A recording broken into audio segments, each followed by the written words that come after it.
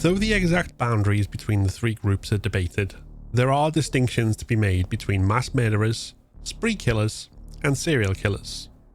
Mass murder is generally defined by a single incident in which the killer takes a lot of lives, whilst both spree and serial killings take place over an extended period of time and multiple incidents. One distinction between spree and serial murderers is the so-called cooling off period, the serial killer taking time to return to normality between kills, whilst another is the method of the kill. Serial killers are more likely to use the same modus operandi for every crime, so that their work is identifiable. All of which is to say that, in The Last of Us Part 2, Ellie Williams is a spree killer rather than a serial killer.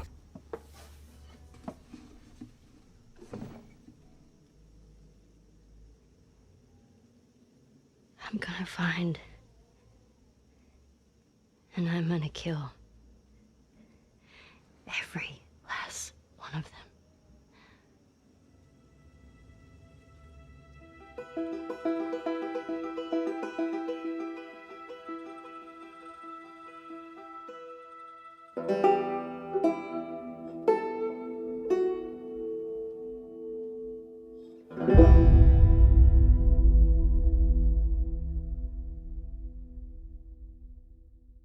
Outside of cutscenes, how many people you kill in the game will vary depending on playstyle. Speedrunners will skip a lot of kills, for example, whilst others who play the game may fight more enemies but find certain areas easier to pass through without combat, or even engage in combat but leave before every enemy is dead. For this challenge, we're not going to do any of that. We're going to kill every single killable enemy in the game.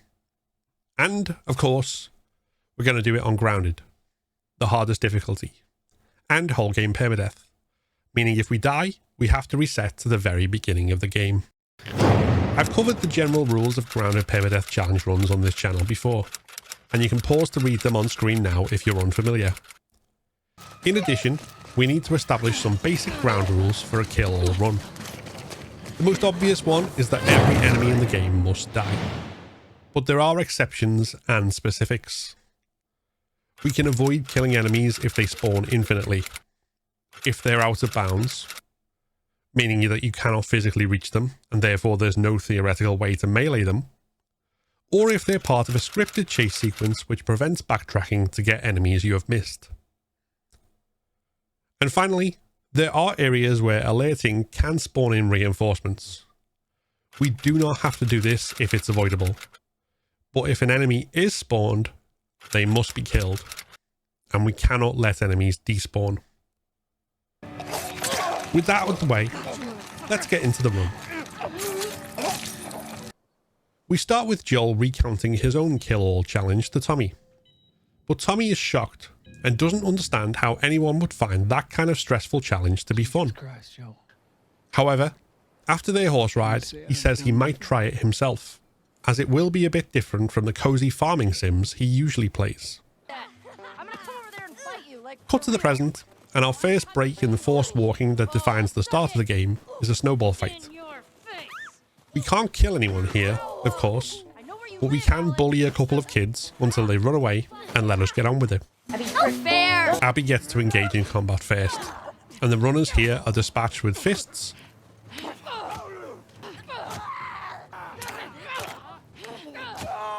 or being suffocated by biceps. Mommy? Sorry. Mommy? Sorry. Mommy? Back with Ellie, and after tapping the throw button very lightly so we can keep our first bottle and the infected stuns himself on the air, we get aggressive outside the supermarket.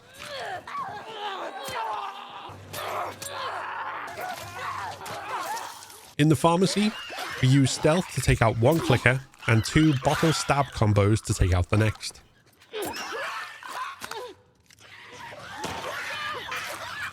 Then the supermarket is also easy enough with stealth. We can do it faster with guns, but for this run we want to save all of our bullets for Seattle, because we will need more of them than usual. As Abby again, the chase is scripted and the enemies are infinite, so we don't need to kill until we're with Joel and Tommy.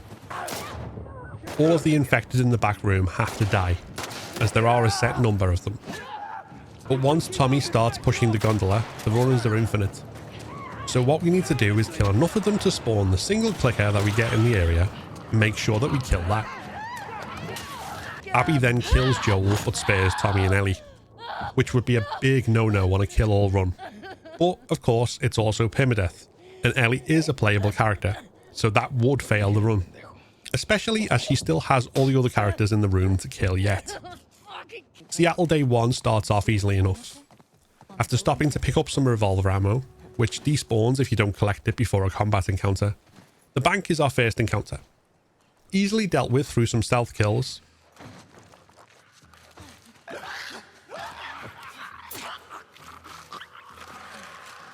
And we get a shotgun out of it. We then stealth kill the 2 runners outside the dome, and the 2 runners and the 2 clickers in the next area, before finding a gas can, but no gas. God damn it. The courthouse is also straightforward enough. Upstairs with stealth, and downstairs with bricks, bottles, and a machete. While in downtown, we collect a lot of supplies, including a second long gun holster, which is only available if you get the shotgun before entering the pet shop. Otherwise, it will be a shotgun holster. And upgrading Ellie so that she can make upgrades to melee weapons, which spawns additional crafting supplies. After 2 neat double rifle kills in the Saravina, we find that Tommy has killed Nick.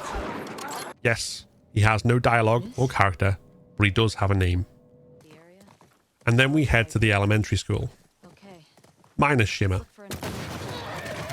School starts well enough with Jordan dead and a well-executed headshot. But then I make the mistake of assuming that Dina has killed the second enemy because she'd fired 3 shots. But she'd missed the first, and the guy laser focused on me even while getting shot by someone else, costing us a health kit earlier than it should have. The hallway goes a lot smoother with a Molotov, a hostage kill, and 2 headshots taking everyone out.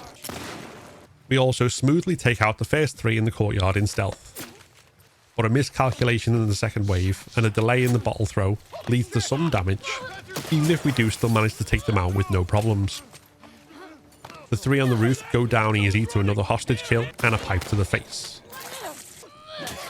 This brings us to Capitol Hill, a large area with multiple encounters, the easiest of which is a runner called Chevy. Then 4 WLF at the laundrette, who we take out with a stealth kill on the roof, a hostage kill in the laundry area, and a bottle strike combo on the lady who kindly bequeaths us a fresh pipe for our troubles. The 5 WLF at the gas station are all killable in stealth, though loud killing the second to last lures the last to us for an easy takedown. Then we can stealth kill the infected in the bookstore across the way. The 2 WLF patrolling the last area are easily dispatched with 1 bottle and the nearby 2x4. After more infected stealth kills, we go into the last WLF encounter on Capitol Hill, where we can stealthily take out the 2 in the first shop, sneak up to the second floor to be rid of the sniper, and return downstairs to take out the 2 inside the coffee shop. But the last kill is spotted, and so we have to be a bit more reactive killing the final 3. Thankfully, this is little trouble, and we make sure we leave the area with a pipe that we can upgrade for the tunnels. Tripwires take out the next 3 infected, but we do have to make a detour to kill a clicker with no legs guarding a safe. Then, at the TV station, Leah is already dead, and a well-placed trap mine saves us the trouble of a fight, with the single survivor easily dispatched. All of the WLF who shoot at us as we escape are out of bounds, and so we can skip them to push on to the tunnels.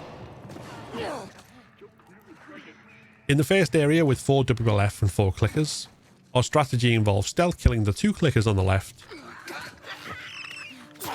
catching 2 WLF with a Molotov, letting the survivors fight it out, and then picking off the winners. Easy enough.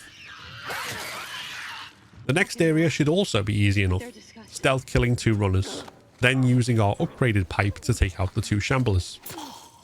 The first shambler complies, but the second decides to instantly unstun himself from our bottle throw and explode in our face.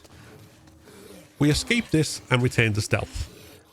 Fortunately, we also decide to heal, as even when we stealth kill him, he gets his revenge by exploding as the pipe hits him, rather than several seconds after death, as he should. Neither of these two incidents feel like intentional design, but we have encountered these bugs before and know very well how broken shamblers are. So we survive what would have otherwise been a death. The unfortunate side is that we're now out of health kits. And although we will be able to replenish our supply, we're a lot more cautious when stealth killing the runners and striking the shamblers in the next area. Finally, all the infected in Tunnels 4 are infinite. So all we need to do is save Dina. And doing so from the bottom of the stairs puts us ahead of her, because the first clicker in this area is for some reason much faster in the remaster, meaning even watching the cutscene can get you killed. But we get out of danger and on to day 2. Day 2 starts with Hillcrest, an area that first-time grounded players, newer permadeath runners, and kill-all runners alike face with feelings ranging from stressful anticipation to outright dread.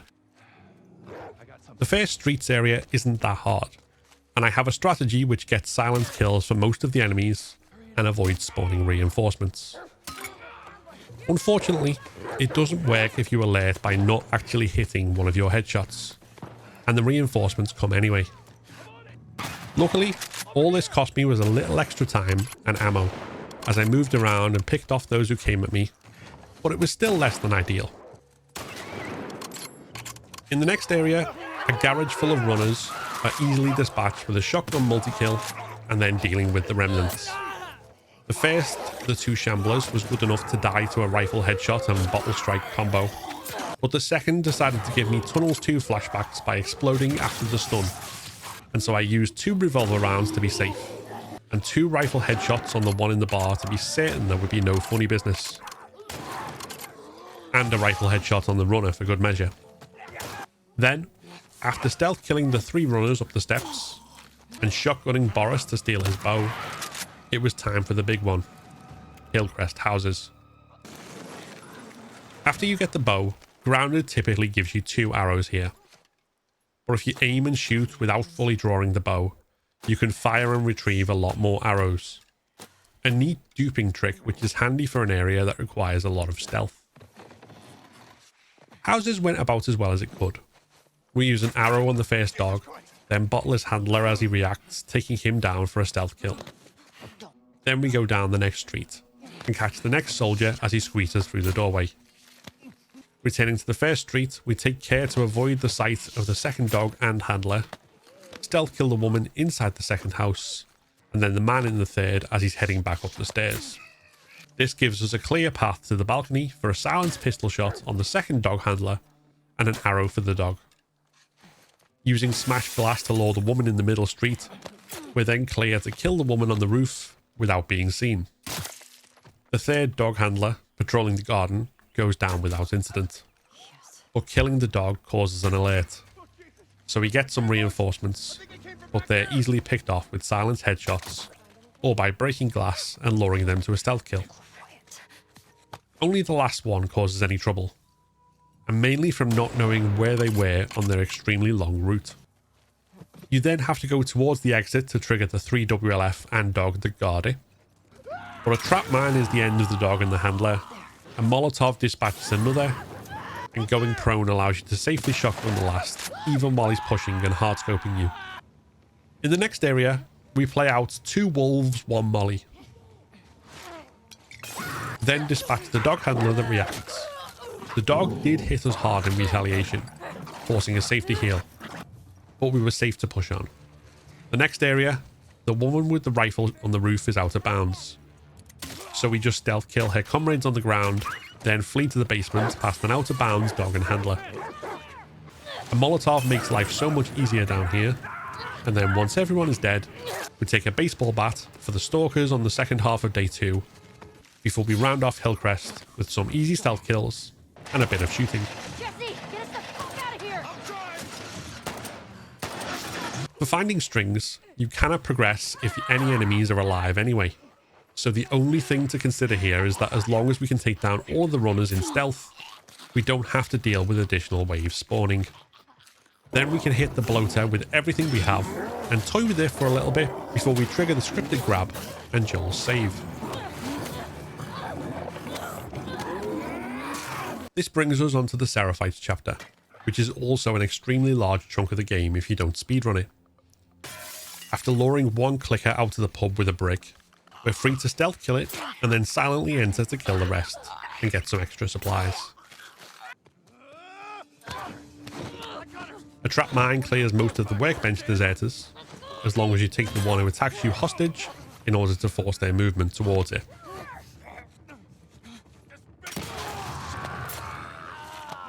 Then, in the first stalker office section, we have to bottle and grab the initial stalker so we can kill it before it despawns. After that, we have more stalkers to contend with, in what can be a nerve-wracking area.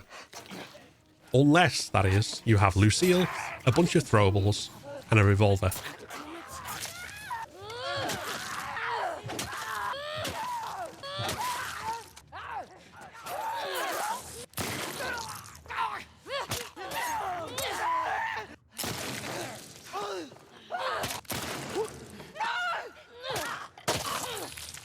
In Stalker Officers 2, a bottle law, a Molotov, and a shotgun does most of the work for us.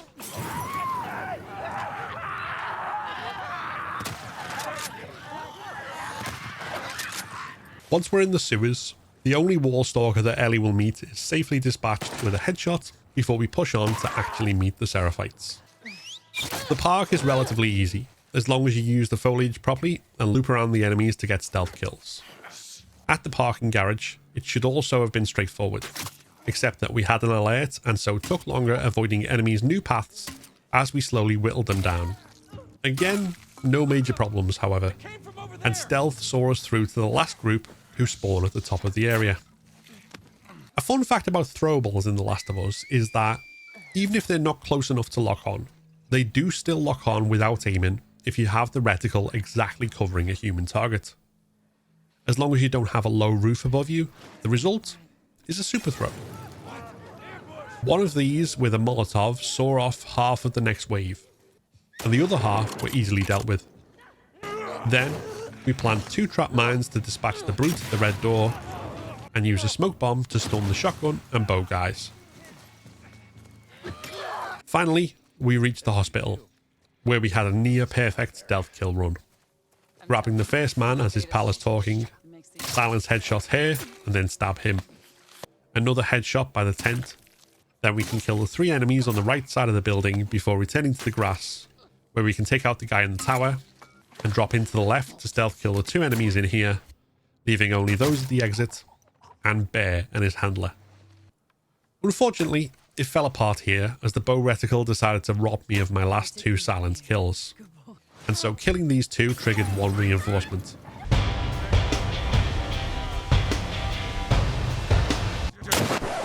But he was easily dispatched. And then we could take out the exit guards with headshots and stealth kills. Downstairs, a Molotov damages 2 of the 3 WLF and sets the clickers on them. And once they're done feasting, we can clean up with a shotgun before heading off to make Nora talk. The first encounter of Ellie Day 3 is at the convention centre, where we hastily place an upgraded trap mine to take out 2 enemies at once. Then take out the next 2 in stealth, before picking off the remainder by luring them with broken windows. Next, we kill 2 stalkers and a clicker in a garage, where we have to go to the back to spawn an additional wave of stalkers. Fortunately, this is right by a convenient machete. After we're done, we get an extra health kit for our troubles, and can move on to the flooded streets, where the long grass gives us cover to do a few loud kills and still manage to lose the enemies quickly, before moving in to pick off the stragglers. Which brings us on to the mall. I do have this area fully routed with a relatively quick stealth kill all strategy that works consistently. Except, that is, when I alert Ellie by crawling at the wrong moment, and instead have to fight a tense mini battle near the start. But once that's done, and we've got room to breathe, we can swim back and forth to opposite sides of the map to pop up, kill, and disappear again. There was another tense moment during a skirmish where I had to melee kill an enemy and got lucky enough being shot. But all's well that ends well, and by the last, everyone else was dead. I was alive, and apart from ammo, my supplies were healthy. Not that ammo matters too much at this point. The next area gives us a free health kit and a safe full of supplies, and then we can pick off the Seraphites from above by camping in the crashed monorail before dropping down to take the remaining supplies. We don't want too much ammo now though, so we make sure we leave with just 2 arrows, 2 shotgun shells, and 1 revolver bullet. The reason being that with this loadout, the arcade spawns enough drops to take us up to 6 shotgun shells and 6 revolver bullets. Enough to take out the bloater, even if you don't do what I did and add the Molotov for safety. Goddamn floater! Whether you for in Seattle?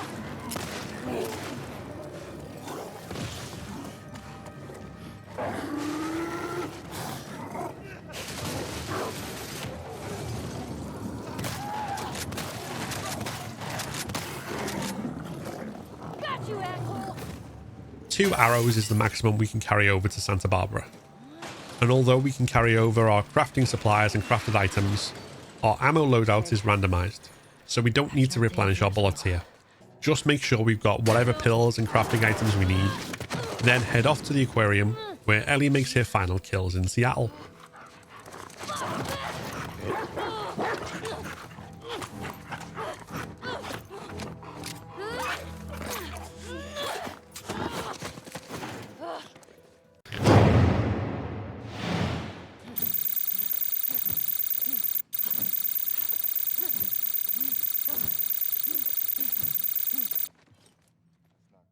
This brings us to Abby's half of the game.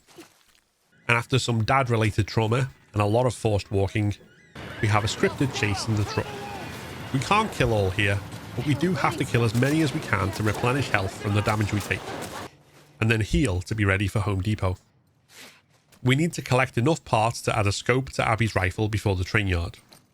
21 in the first area where we stealth kill 3 runners, 10 more in the main combat area, and 44 in the following garden centre. In between, bricks and bottles combined with melee weapons allow us to take the clickers out quickly, as well as killing runners when they get too close, or grab Manny, which is sadly habitual in this section. While keeping our distance this time, we let Manny and Mel finish the Shambler off, given how those enemies have been acting so far in this run. In the train yard, we start off with a double kill using the hunting pistol, then pick off most of the rest with the rifle, before pushing to the end, where a couple more kills see us through. Then, in the gas station, we can take cover, bottle and headshot the enemy that approaches the window, aim at the woman on the roof with the rifle until she takes a dive, and then let the WLF clear off the rest. Surprise, motherfucker! After the flashback and leaving the fob, killing the infected is straightforward enough between stealth and bricks, bottles, and a big pipe. We can also pick up a lot of supplies here to upgrade ourselves before heading into Chinatown.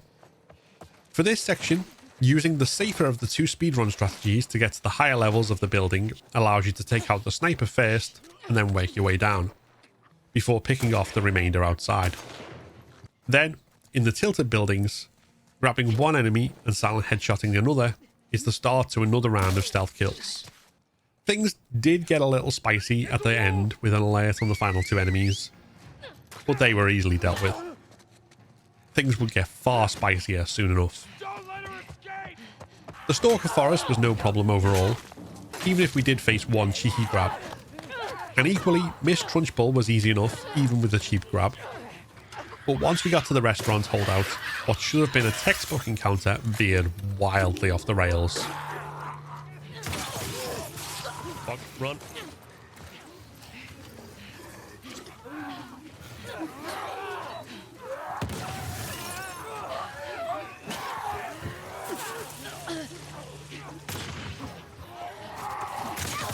Fuck me.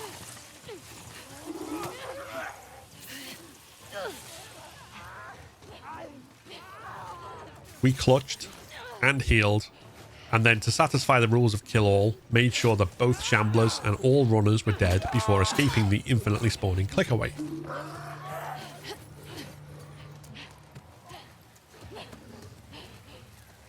Come on.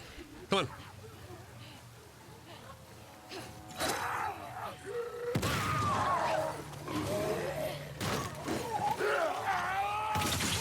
Over here. Wolf, hurry! Can't hear anymore. Okay.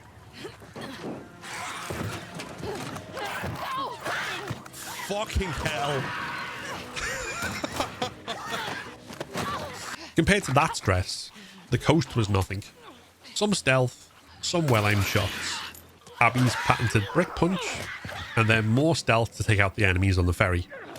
Again, we played it safe with the Shambler, with a hunting pistol shot before the final stun and melee strike. Speaking of melee,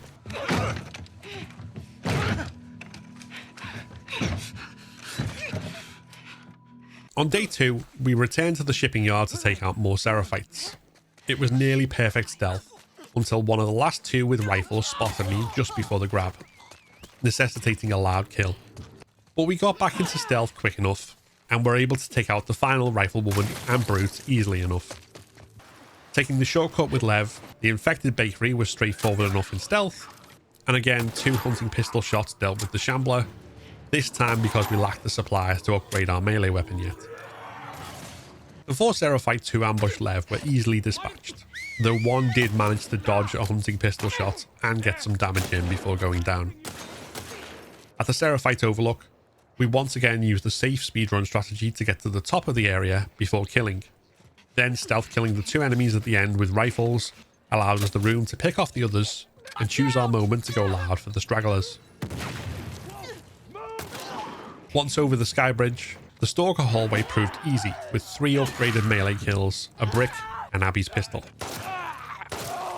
Then it was just a case of slowly picking our way down the broken building, using rifle bullets to take out wall stalkers when there was no risk of alerting others, using the crossbow to deal with clickers, a pipe bomb and melee to kill a Shambler, and getting to the nest at the bottom.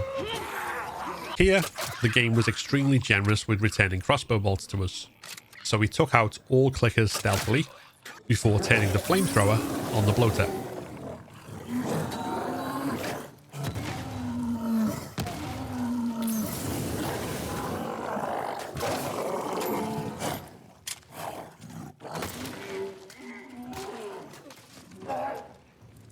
Look alive!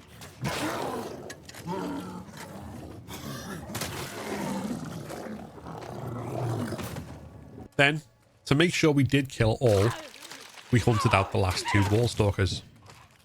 In Ground Zero, we had 3 clickers and 2 wall stalkers to deal with before the Rat King. But a double shotgun kill took care of 2 clickers, the rifle finished the other, and then the stalkers were easily dispatched. Stop doing that! The formula for the Rat King is simple. Set him on fire, give him a couple of pipe bombs, then finish off phase 1 with rifle rounds. Then set him on fire again and shoot him a bit more. He takes double damage when on fire, saving a lot of resources.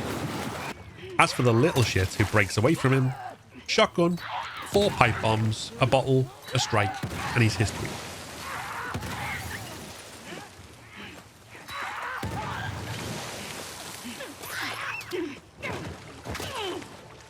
We were able to speedrun the Tommy Sniper section, as the infected all happily follow you, but can't do platforming.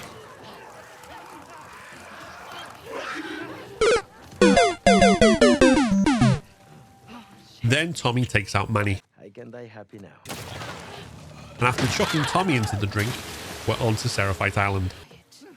At the logging camp, we stealth kill as many as we can, but although there's a route to kill all without spawning reinforcements, we manage to alert as one of our kills is witnessed.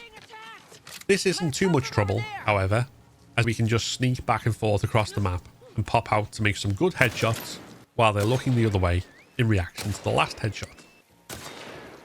Between areas, we kill the 2 passing Seraphites by grabbing one as a hostage to kill the other. In the farmlands, one enemy seeing another die again ends our stealth spree, which began by shivving the brute.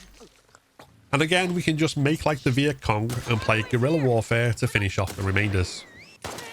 Then we find Lev, who got so into this kill-all run that he even killed his mum and tried to escape. Yara gets shot, but goes out swinging by adding Isaac for extra kills. In the brewery, after taking out the initial 2 enemies who push outside, we use this small area as a base to retreat to and pick off more WLF as they come searching, and then pop out to snipe others, until we're down to those guarding the door and can push forward to make our final kills. It's very easy for this area to go wrong very fast, but on this run, it all went smooth as it could. Another area with the potential to go wrong, mainly because it's horribly broken, is the overpass where the WLF and Seraphites are engaged in battle. If you push past the skirmish, it ends near instantly and the winners end up behind you, where you don't want them. If you alert both sides, the battle ends near instantly with the WLF as winners, or locked on your location. So we moved very quickly, letting the battle play out, picking our shots, and only pushing forward as numbers dwindled, for a surprisingly smooth encounter. On the horse ride to Haven, everyone around us dies in the scripted carnage, so we just have to take out the guy who tries to jump on our horse, and the riders who attack before the gates of Haven. Somehow, we ended up in this final area with 3 health kits and full health. But again, after so long a run, we played it safe and moved with the battle, killing strategically and letting them kill each other, until we were down to the final handful of enemies. And then the literal final enemy in the area. After practicing beam safety, i.e. sprinting, then holding aim to turn, then sprinting again, we dealt with the last brute by dancing around him. A very sharp dance, with a scythe. Off the island, the Ellie fight was textbook in phase 1, but went a bit wrong in phase 2 when she dodged a brick. Luckily, we recovered quickly as she turned away, scoring a stun and hit that was still relatively easy. Phase 3 was, if anything, more straightforward than usual, and we managed to hit her in the back without even needing to blow up her trap mine. She did plant one though, so we hastily skipped the cutscene. Because yes, they can kill you in the cutscene, and yes, it does count as a permadeath fail. After a breather at the farm, Tommy comes to tell us that the kill-all run isn't over yet.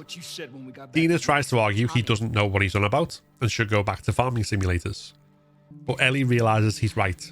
There are still 5 encounters left to do, and so she heads to Santa Barbara. The brief reprise as Abby is the easiest combat in the game, using a revolver, shotgun and pipe bombs to kill 3 runners at a clicker. Then we're back as Ellie, and we can stealth kill the first 2 runners and the clicker before tackling the stalkers. We have a 2x4, but it only has 3 hits, so we grab the first stalker we brick to save one of those hits.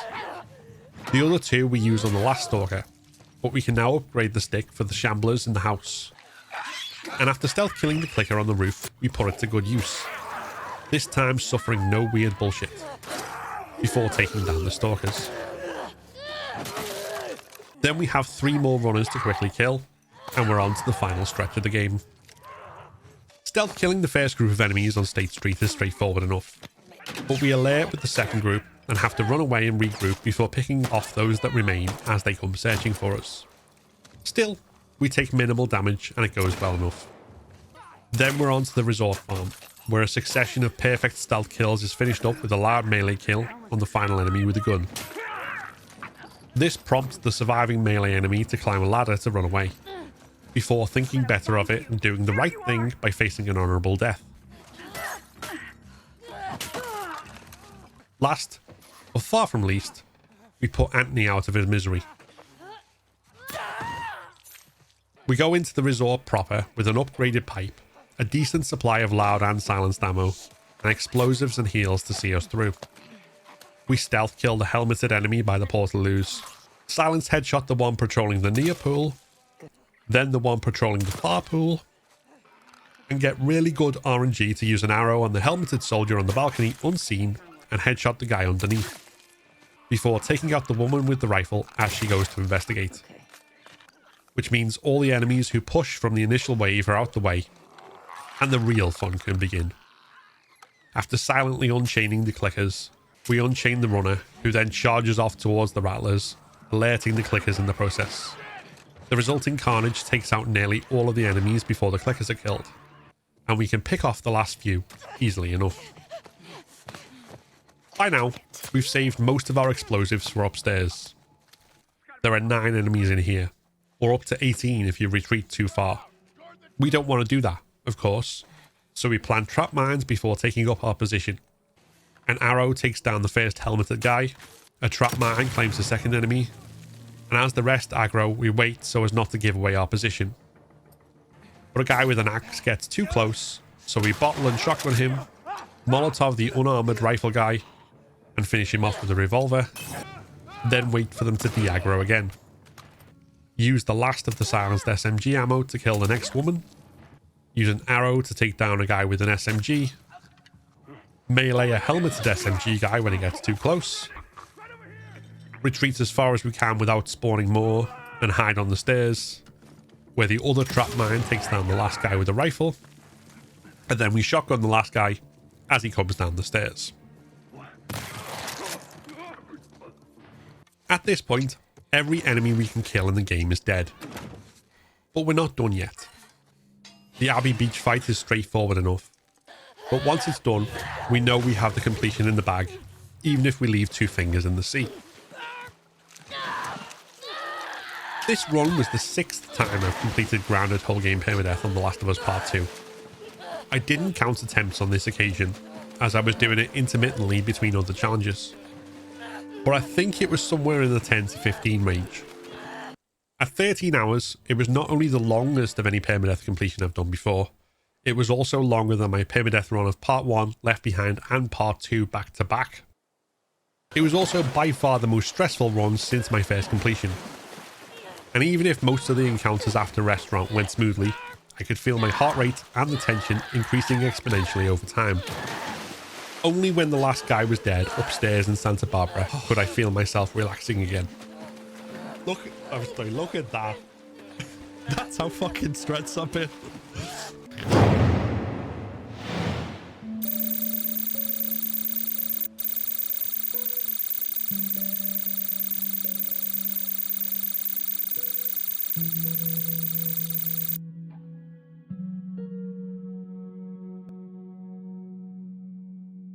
If you want to see this run in full, it's linked in the description. I've got more grounded permadeath challenges planned, and you can catch me attempting these runs live on stream. There's also a full playlist on the channel of all my completions so far, so check them out. And if you have any suggestions for challenges, let me know in the comments. If you enjoyed this video, then give it a like and consider subscribing to keep up to date with all my content. Like the video that's just popped up, which YouTube thinks you should watch next. This is a Patreon and member supported channel, so if you want to become a member and unlock custom badges and emojis, early access to my videos, and your name in the credits, then click the join button below. Thanks for watching, and see you next time.